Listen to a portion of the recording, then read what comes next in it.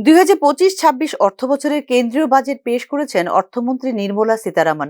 অর্থনৈতিক প্রবৃদ্ধি ত্বরান্বিত করা, অন্তর্ভুক্তিমূলক উন্নয়ন নিশ্চিত করা, শিল্পকে সমর্থন করার মূল অগ্রাধিকারের রূপরেখা তুলে ধরা হয়েছে বাজেটে।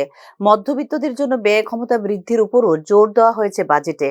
শনিবার পেশ করা বাজেট অনুসারে একদিকে যেমন বৃদ্ধি পেতে চলেছে কিছু পণ্যের দাম, অপরদিকে হ্রাস পেতে চলেছে তেমনি কিছু গুরুত্বপূর্ণ নিত্য প্রয়োজনীয় পণ্যের মূল্য।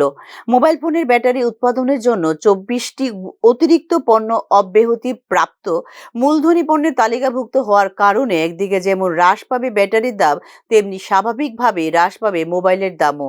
দাম কমবে ৩৬টি জীবন রক্ষাকারী ওষুধ, যার মধ্যে রয়েছে জীবনদায়ী ক্যান্সার রোগের ওষুধও। এছাড়া হ্রাস পাবে ভেজা নীল চামড়া কেরিয়ার গ্রেড ইথারনেট সুইচ ১২টি খনিজের দামও। দাম কমবে এলইডি ও এলসিডির। এছাড়াও কমবে চিকিৎসা সরঞ্জাম মূল্য।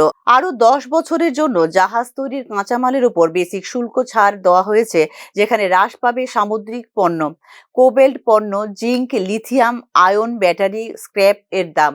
হিমায়িত মাছের পেস্ট তৈরি এবং রপ্তানিতে বেসিক কাস্টম ডিউটি ৩০% থেকে কমিয়ে ৫% করা হবে, হলে স্বাভাবিকভাবে হ্রাস পাবে এর দাম। অপরদিকে উচ্চ শুল্কের কারণে টেলিকম সরঞ্জাম এবং প্লাস্টিক পণ্যের দাম বাড়তে চলেছে প্রস্তাবিত বাজেটে। মেক ইন ইন্ডিয়া উদ্যোগে জোর দিয়ে ইন্টারেক্টিভ ফ্ল্যাট প্যানেল ডিসপ্লেতে বেসিক কাস্টম ডিউটি ১০% থেকে বাড়িয়ে ২০% করা হবে। এর ফলে দেশের অভ্যন্তরে উৎপাদনের প্রবণতা বাড়বে বলে মনে করা হচ্ছে, ফলে দাম বৃদ্ধি পাবে এক্ষেত্রে। এছাড়া ২০২৫-২৬ অর্থবছরের প্রস্তাবিত বাজেট অনুসারে দাম বাড়বে বোনা কাপড়ের। Bureau report, news now.